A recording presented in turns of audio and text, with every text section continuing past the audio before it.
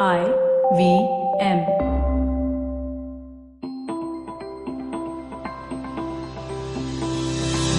Welcome to Dreaming with Your Eyes Open.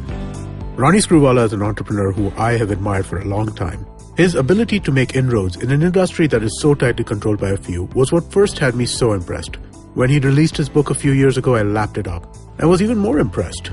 The more I discovered his journey and the various businesses he had been a part of, the deeper my admiration went. When this project came up, I jumped on it wholeheartedly. Where else was I going to get the opportunity to spend so much time discussing the ins and outs of his career and what he has accomplished?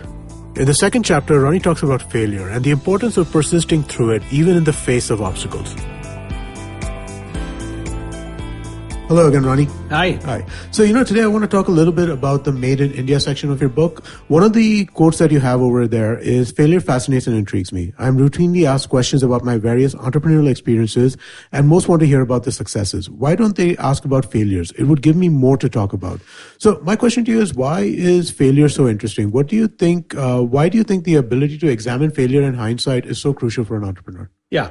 Firstly, I'd just like to clarify that because you started off with Made in India in the caption, and by the time I wrote the book to now, we have a Prime Minister who's evangelized Made in India. So I just want to clarify that at that stage when I wrote the book, we didn't have the evangelism that the present government has on Made for India. So it's got nothing really to do with manufacturing in India. No, I get that. I just wanted to get the reader to be quite clear about that. And therefore, rightly, you brought it to failures. I think I averted to that in our, last week's, when we had our chat too. Right.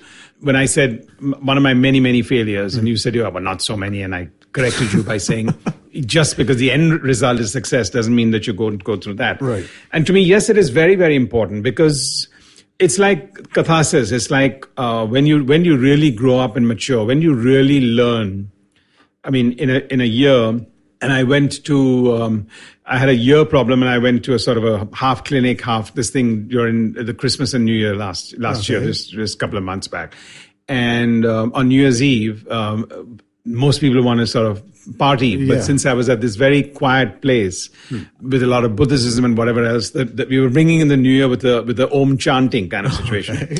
And the person who was giving us that talk from 11 to 12, he just said, introspect, because the 31st is not a day to celebrate. It's a day to introspect as to what you've learned in the whole year before. Now, first, you can go out and have a good lunch. And I thought that was quite interesting. And it forced me to sort of go back to my room at a little past midnight and sort of say, okay, so what did I learn in 2018? Or what did I learn in 2019? And I have to say, I had a block because when you get down to it, there's not much you can learn. And the reason I'm going through that long explanation to you is that you need catharsis to really learn. You need failures in which to learn. So I was trying to recapitulate how many times I failed in the last 1 year on many situations. Now, that doesn't mean I didn't fail as often as I would have. But I think because I was in the formative years of starting new things, my objectivity to analyzing that and myself being very seasoned to failures happen. I think having done that for 20 years has seasoned me enough to not look at a failure with any context of a full stop, as I keep mentioning in some of my chapters, but just as an ongoing process. But it also got me thinking that says, wow, I've become so seasoned with failures that I'm not pausing and introspecting how I can take something to the next level. So I think for an entrepreneur at different levels in their career, it's very, very important to introspect because your success is going to be on the basis of a final report card, not the interim report card. Right. And if I can add here one thing, because I get constantly asked, what's your biggest failure? And my simple answer is, it's yet to come. Okay. Because I think you mean that your biggest opportunities are still ahead of you? No, I just think that, no, in fact, not so. I think the biggest failure is yet to come because what happens 2 years back at that time sounded like my biggest failure, but then time passed, it moved on. I didn't call it a day, and therefore it sounds already sort of bleak in memory, right? Except that if I had stopped it there and I'd gone bankrupt or decided to, stop everything else, then it would have been a failure that would be my biggest failure in life. It was the turning point in my life where I gave up everything else, lost everything, and then, went either to the Himalayas to become a monk or decided to get myself covered under a mattress. So I think the context here, what I was trying to say is that what appears to you to be your biggest catharsis now, if 6 months later you can sort of smile about it, then it's not so bad. So how would you suggest that a entrepreneur would look at ongoing failure, right? And figure or kind of evaluate in their own sense as to whether that is where, because I mean, like at some point you have to cut your losses as well, right? I mean, like you can't keep pushing. All I'm saying is in each of the companies that we went through, we missed payroll and we were, I would say, bankrupt. Right. I'm not saying bankrupt with a full stop, because if we were bankrupt, we would have stopped, but we were near bankrupt. But in every sense, we were bankrupt. Right. So at that stage, 99 times you would say, well, what is there to talk about? You're bankrupt, call it a day. But you actually pick up from there and you go forward. So I think that's really the key element there from an entrepreneur, that just when you think, oh God, this is it. Right. If you do believe you don't have a choice, which is very, very important to feel, that I don't have a choice, I have to get out of this. My choice is not, okay, I can go back and lean on my parents. My choice is not that I can go get a day job. My choice is nothing. My choice is continue. That does not mean that my only choice is that this failed venture I have to hold on to for dear life if that was a bad venture. Right. But what you need is your reservoir of confidence that you haven't failed, but the venture may have failed. Right. So, okay, I think that's a good way to kind of put it, right? Because to think of the venture independently of yourself. Yeah. Right. Absolutely. That's when the word passion can be quite misused around the place. It can. Because, a venture can fail. Yeah. But the idea is that you have to admit to yourself that, yes, it was a failure, but I'm not a failure. Right. But I failed, which is quite different from I'm a failure. True. Because then to get out of an abyss of I'm a failure is very difficult. But to get out of an abyss that I failed is difficult, but doable. So I really like the title of your book, right? Dream with Your Eyes Open. I think that that's kind of probably in some ways like the crux of entrepreneurship, right? And as you mentioned in the book itself, right? How much of an issue do you think it is that a lot of potential entrepreneurs, and again, you, during your angel investing days or venture investing days, you must have come across hundreds of business plans, right?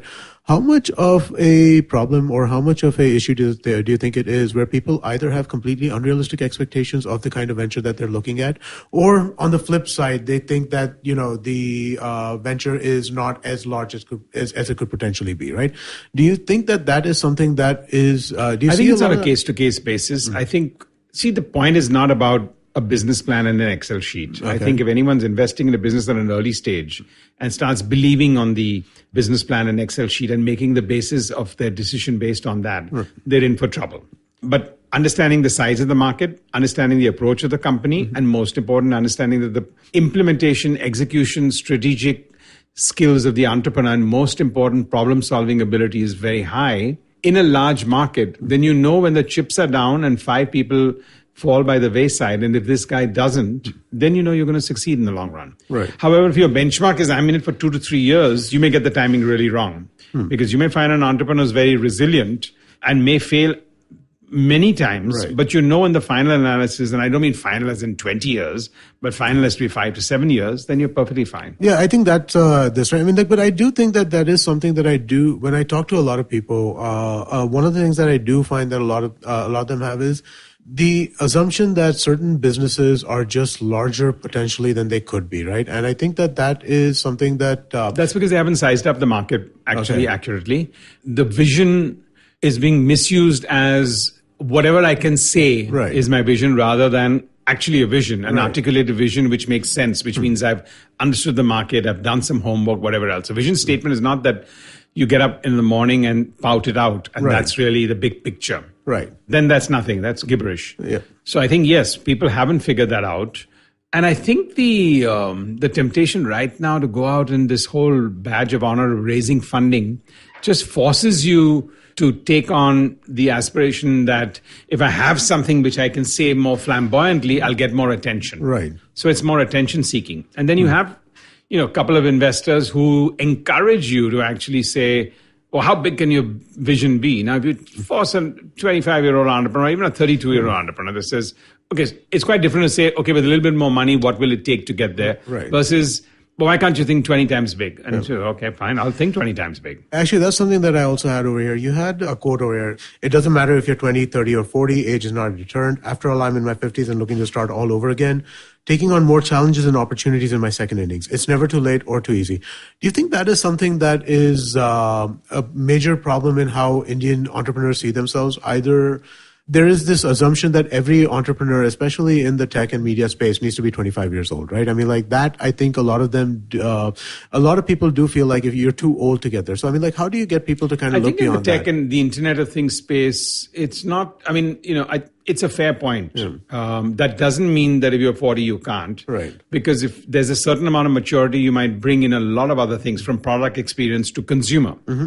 So I think consumer is right up there as much as technology is there. And, it's a fine line between saying you got a great tech product, but if you haven't understood the consumer, you're going to flop. And the other way can also be the situation. Right. But I think the general thought process is you're closer to the consumer section if you're 25 years old, because your core audience and your core consumer is in that thing. Right. So it's not unfair to say that, but it's definitely not across if it's not. And you then go out and acquire people with that mix and match. Right. So there's nothing stopping a 40, 45-year-old, 35-year-old, or 55-year-old for having 3 co-founders of 3 different age groups. Interesting. Okay, so, I'm going to end this on like one last quote. I'd like your thoughts on this a little bit. 4 years after the book's been written. I believe in India's entrepreneurial spirit because I have seen and experienced its unbridled power. I believe in the boundless potential of our still nascent ecosystem. I want my country to realize its full strength on the global stage as a world leader in ideas.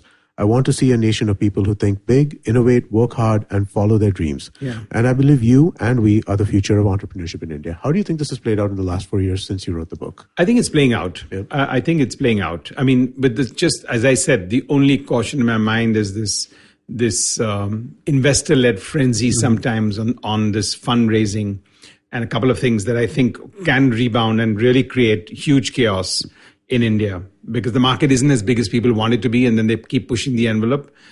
So without that caveat, I think it's playing out pretty well. Yep. All right, cool. I think that's a great place to end this, and we'll be back next week with another episode. Great, lovely. Thank you.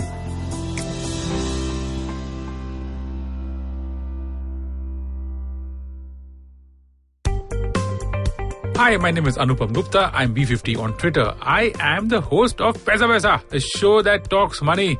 On my show, I speak to experts from every field of money and finance, from stock markets, equities, debt funds, credit cards, life insurance, every possible area of money and finance that you can think of. We even did an episode on cryptocurrency. I've got fantastic guests from mutual funds to personal finance experts everywhere. Robo-advisory, startups, just name it, we've got it. At Paisa Vaisa, we help you make smart decisions about money. You work hard for money. Now make your money work hard for you. New episodes out every Monday, and you can listen to my show on the IVM Podcast app or any other podcasting app that you have. Paisa Vaisa is brought to you by Paytm Money.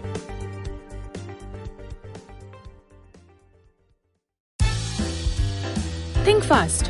If I tell you I'm Parsi, what's the first thing that comes to mind? Dhansak. I don't blame you. My name is Parzan Patel. You may know me as the Bhavi Bride. Though I run a popular Parsi food blog, the truth is I didn't know anything about Parsi food until I got married. It was just my luck. He turned out to be your typical sadra lega wearing, kawab khari eating Parsi boy. And the only thing I knew was dhansak, or rather, how to eat it. But there's more to Parsi food than dhansak. And there is more to us than our obsession with eggs and our legendary Rani cafes. Welcome to Not Just Dhansak, a fresh new show where I talk to friends, fellow Babas and Parsi entrepreneurs about all things Bhonu. A little bit of history, a dash of Baba madness, and a lot of food talk. There's more to Parsis than meets the eye, and there's certainly more to us than Dhansak. Join me every Tuesday as I talk to some of my favorite Parsis in the food space in India and beyond. I am the Bhavi Bride, and this is Not Just Dhansak.